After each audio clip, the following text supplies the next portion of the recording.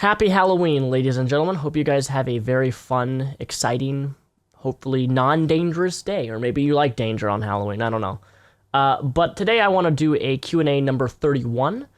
This is where I answer your guys' questions. And today I'm going to be doing a little bit differently because I'm going to be answering a lot more personal questions than I do. Typically, I try to avoid a lot of personal questions people ask me, but I'm going to be answering some of those. Probably the majority of them are going to be more personal than my typical Q&As. So, very first question, involving me. Would you ever date a cam girl? No, I would never date a cam girl. I have no interest in cam girls. Back when I was like 19, 20, I was a lot more open to those types of things, but no, I would never date a cam girl. I'm not interested in having a relationship where my significant other's body, their ass, their vagina, their tits are all over the internet. Not that if you take nudes or not if you work in the sex industry, there's nothing wrong with that. I'm not condemning you. It's just my type of woman is not someone who is all over the internet, and her body's all over the internet for every person to see. I like intimacy and I like privateness, and I would feel like if I dated a cam girl, she's all out there. Everybody's like, it's not. I want a personal relationship with somebody, and I don't feel like I can properly have that if they're all over the internet and their job is basically masturbating on camera. Not that there's anything wrong with that. Not condemning it. I want to make that very clear. But it's not my type. Not my type of woman is someone who masturbates in front of the camera. I would never date somebody like that. I would never consider somebody who as a partner ever. People can call me closed-minded, but that's just the way I think, and I'm very set in my ways. In some of your videos on mental health and sexual abuse, you've mentioned that the sexual abuse no longer affects you in a negative way. Can you explain how you overcame your sexual abuse? Yeah, I've fully recovered over my sexual abuse growing up. It doesn't bother me, which is why I can say self-deprecating jokes and why I can make jokes about myself being sexually abused, because I'm completely over it. But one of the main ways that I coped with it is I went through all of the processes of grief, or not grief, that's the wrong word. I went through all the processes of pain, which is the guilt, the shame, the victim blaming that it's your fault for what happened, the depression, the anger. I went through all of that. The I can't trust anybody phase. I went through all of those types of pain that people go through when they've been sexually abused. And the biggest thing that helped me is my parents put me into therapy, and therapy was an outlet where I got a lot of feedback from my therapist on why I was feeling the way that I did, and my therapist really helped me. So one of the biggest ways that I overcame my sexual abuse is by going through therapy and getting the proper help with someone who specialized in sexual abuse victims. I don't like using victims. I should say survivor, because I survived. And that's what I did. That's how I dealt with it, as I went into therapy, and it was a very, very helpful thing that I did. I can't say that therapy will help every single person, because it also depends on the type of therapist. Some therapists are not that good. Some therapists are really good. And that's how I dealt with it. So hopefully that answers your question. But, you know, the types of pain that you go through, the lack of trust, not trusting anybody, the anger, the self-blame, the guilt, the shame, those are normal things that sexual abuse victims feel. And if you feel those things, that's okay, because that's a normal thing people go through. Like when someone passes away or you lose someone close to you, you go through the 4 or 5 stages of grief. And I'm going through that right now. And that's okay to go through those things. You have to go through those things, because once you go through those things, you'll become a stronger person in the end. If your significant other had sex with someone else other than you when you were in a relationship, would you break up with them? Yes, of course I would.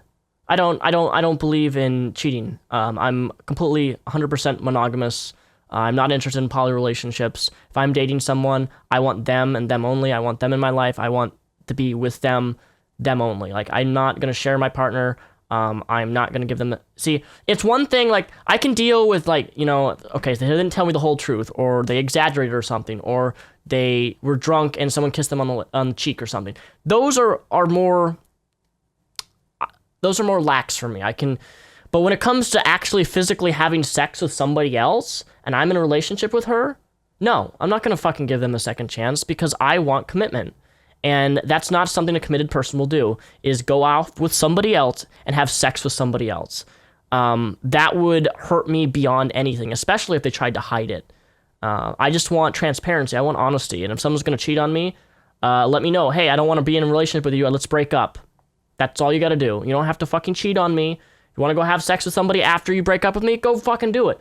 But don't do it when I'm in a relationship with you, please. For the love of God. Like, that is a horrible, scummy thing to do. And I don't believe that you should give people who physically cheat on their partners. We're not talking about watching pornography. I mean, there's boundaries in relationships, obviously, that should be set up. But, like, physically going out and cheating with somebody, even emotional cheating, having someone else be their emotional crutch, and be reliant upon them and not be open with you and share their emotions and how they feel with you, but they do it with some other guy or girl, that's a form of cheating to me too, and I don't believe people should do that. What is something that helps you with your clinical depression? Yes, for those of you guys who don't know, I do have clinical depression, but some of the best things that help me with my depression is definitely diet. Diet's a huge thing. Not sitting around all day long watching Netflix, not saying that's a bad thing, but being active. If you follow me on Instagram at Darth Repzion, or no, not Darth Repzion, Darth Reptile, excuse me. If you follow me on Instagram, you can see that I love the outdoors. I love doing activities. I love hiking. I don't like sitting in this room every single day filming videos. Like, I get bored. I'm someone who gets bored very easily. I need to do new things, experience new things. So one of the biggest things that's helped me with depression is getting out of my comfort zone, going outdoors, doing things, taking my dogs on walks. Very simple things, but it's things that get you active. And activity, not sitting in an isolated room all day long, helps you with depression, helps me with depression. That's not to say that it will help you overcome all your depression that you have, but it will definitely help you. That and your diet and the food and things that you choose to eat. Not eating Cheetos every goddamn day for lunch. That will affect you, and that will make you feel like shit every single day if that's what you eat, if that's what your diet consists of. So I'd say diet and being physically active, not necessarily working out, but doing things outside, being outdoors, experiencing nature, experiencing what the world has to offer other than sitting in your bedroom. If you could give advice to any of your subscribers, the biggest piece of advice, what advice would that be? That's a hard one. If I could give any subscriber a big piece of advice. Yeah, I have one. My biggest piece of advice for anybody watching this is do not fall in love with someone who does not love you. Don't do it. But I think because one of the worst things any guy or girl can go through is when you truly love somebody and they don't reciprocate that. But it's not their responsibility to reciprocate that either. It's something that you have to understand. That just because you fall in love with them doesn't mean that they have to feel the same way, and you should never pressure someone to feel that same way. So what I'm trying to say, biggest piece of advice is be careful who you fall in love with. I've dated quite a few different people in my life, and every single person I was friends with, and, we dated, and we're like, yeah, very superficial relationships, nothing really serious, but my last relationship was probably the most serious I've ever done, the most I've ever invested, the most I've ever worked towards trying to make things work. When I first met this person, I quickly, very deeply, and the thing is, like, when I talk about love, I think a lot of people don't understand what love really is. If you truly love someone, you'll be happy for them even if they're not with you. That's how I know that I love somebody, is that no matter what happens in the future with this person, even if it's not with me, I'm still going to be happy for them even if it's with somebody even if it's not with me. And that's hard for me to say. It's a hard thing to think about when you think about that way, but it's true. That's how I know that I truly love somebody. And of all the people that I've been in relationships with, I've never loved anybody except this one person, outside of, family or stuff like that. And if I can give you that piece of advice, be careful who you fall in love with, because if they don't love you, it will be one of the most hardest things that I think you'll have to go through. So just be careful who you fall in love with. Next question is, what is one of your biggest dreams? Well, I can tell you several of my biggest dreams. One, I would like to have 4 dogs. I'd like to own my own house. I'd like to have 4 dogs, and I'd like to have like an acre of property where my dogs are free to roam and run in the backyard. I love dogs. You don't understand how much I love dogs. I love, love, love, love, love, love dogs. My other dream would be I've always wanted to travel out of the country, around the US, around the world with somebody who I'm in love with. I know that sounds so cliche and I know that sounds so cheesy, but it's true. I would love to travel the world with someone who I'm deeply in love with. I think that would be an amazing experience to travel the world with someone who you care for and experience different cultures and experience new adventures, experience everything with this person that you're in love with. And God, I sound so pathetic. Maybe that's because I watch too much Grey's Anatomy. I don't know. Yes, I watch Grey's Anatomy. I know, judge me all you want. But it's true. And my biggest third dream, so having more dogs and a house where I can love those dogs and play with those dogs. Traveling with someone who I'm in love with.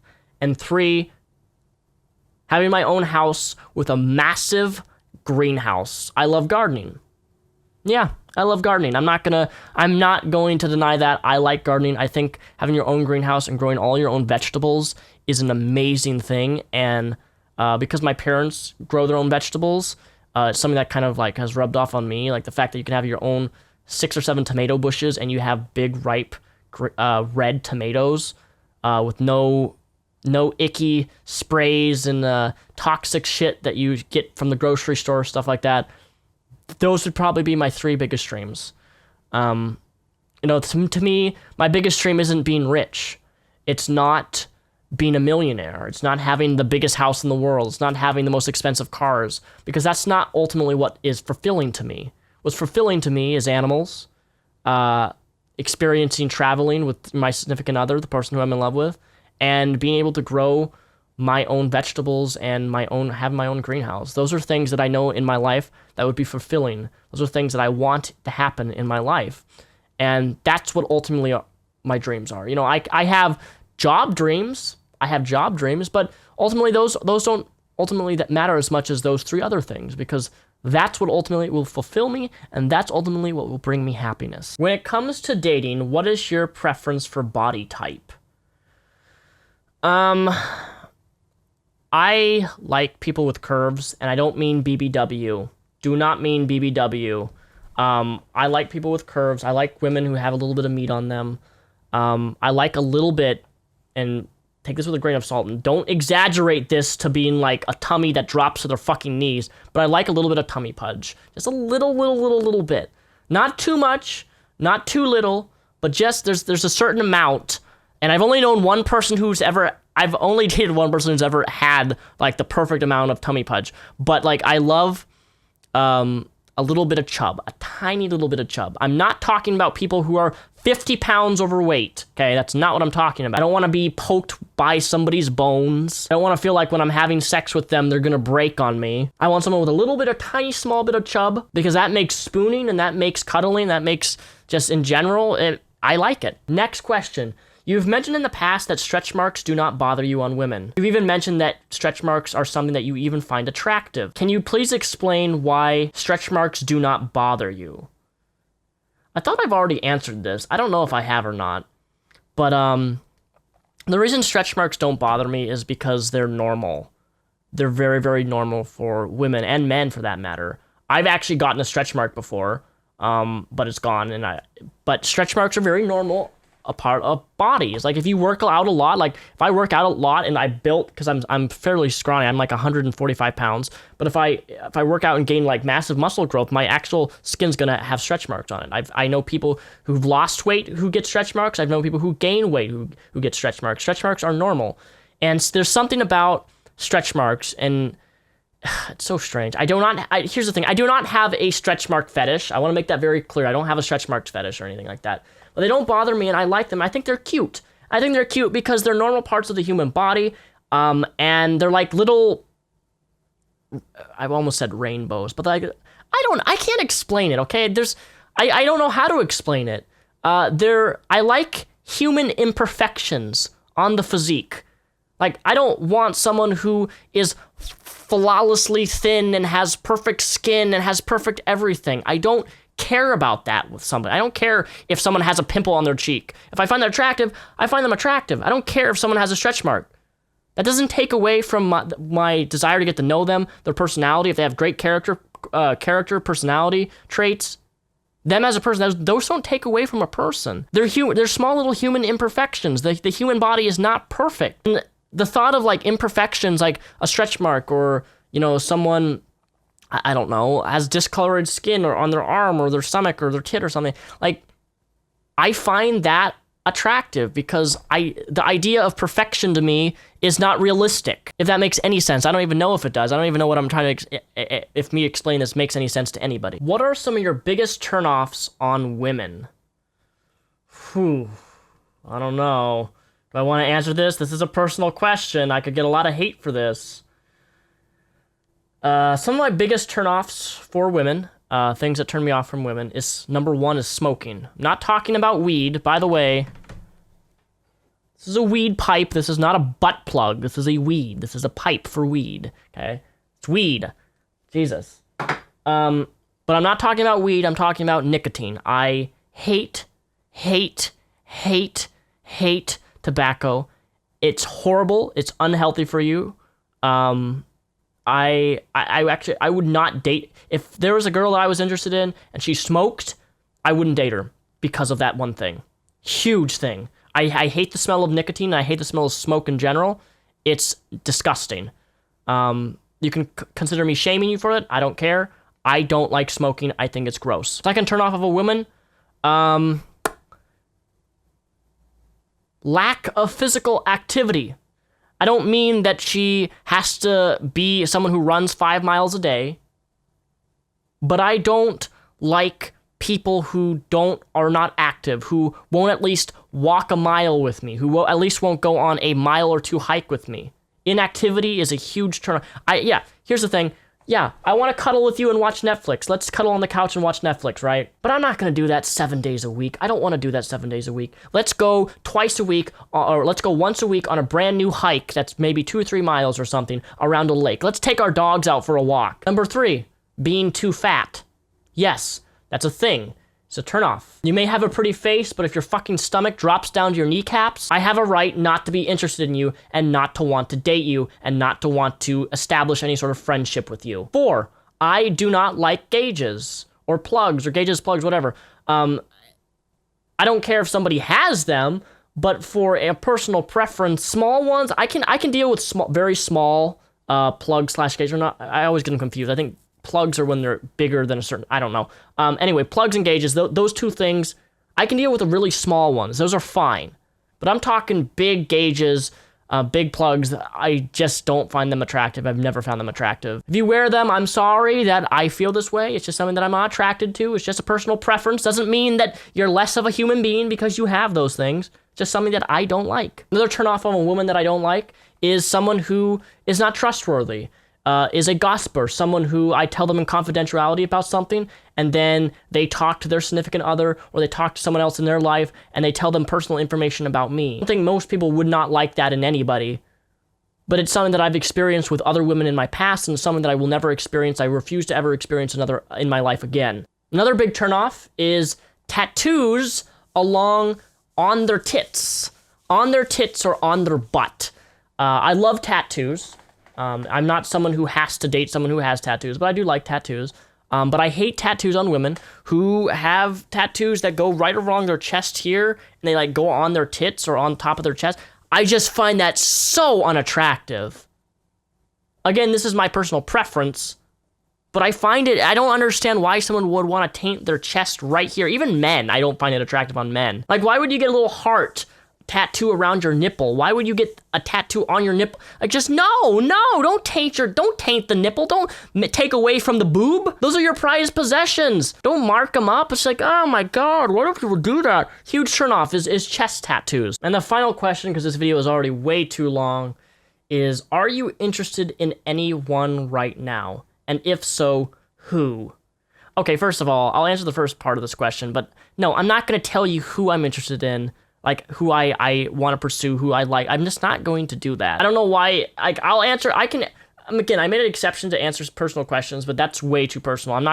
That's just stupid. Like, I don't know if you understand this, but like if I knowingly said or said her name publicly or said whoever she is, there are people who she knows who watch me. Like, just no, I wouldn't do that. But what I will say is that yes, I've been interested in somebody for like the past year and a half. This person's obviously interested in somebody else, and I don't know why I am interested in somebody who is already interested in somebody else. Like, there's no, I'm stupid for thinking that way. I'm stupid for wanting to spend time with them. I'm stupid for thinking about them. I'm stupid for all of those things because ultimately it's been a waste of my thought process and a waste of my time to even try to be the best person I can, to be the best friend to this person. Like, what's the point if they've already made it abundantly clear that they're interested in somebody? Like, I'm interested in somebody, yes, but at the same time, I shouldn't be. Because, like, when I'm interested in a person, I'm interested in them and them only. Like, any other girls who come around in my personal life, I don't care about. Like, I have a one-track mind. If I'm interested in this person, I'm interested in them and them only. That's something that's changed, because 3 or 4 years ago, 4 years ago, I would not have been that way. I've been interested in somebody, they don't show me any interest back, I would then just move on to somebody else. But, you know, that's not me anymore. They know that I'm interested, they know that I want them in my life, they know these things. I don't know, the future, who knows what the future could hold? I have no idea. Yeah, that's my Q&A. Thank you guys for watching. Hope you guys found some of this interesting.